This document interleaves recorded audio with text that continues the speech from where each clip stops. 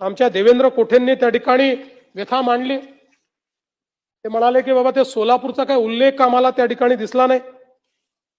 खरं म्हणजे काही गोष्टी भाषणात येतात, काही फाईन प्रिंट मध्ये येतात, पण तरी देखील मी सांगतो की सोलापूरच्या IT पार्क करता त्या ठिकाणी आपण जागा ही चिन्हांकित केली आहे आणि जी काही काय दिलं रे बाबा, ठीक आहे,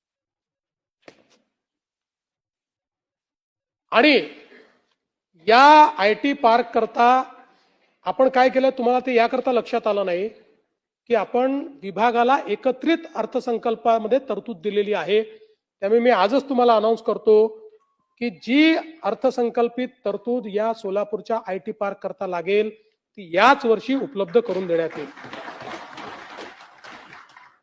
यासोबत सोलापूरच्या विमानतळाच्या नाईट लँडिंगच्या संदर्भात केंद्र सरकारसोबत आमची बोलणी अंतिम टप्प्यामध्ये आहे।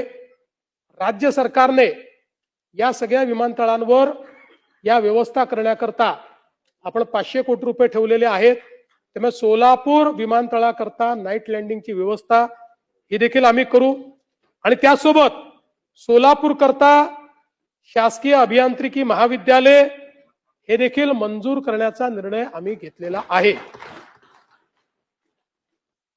आणि पालकमंत्री,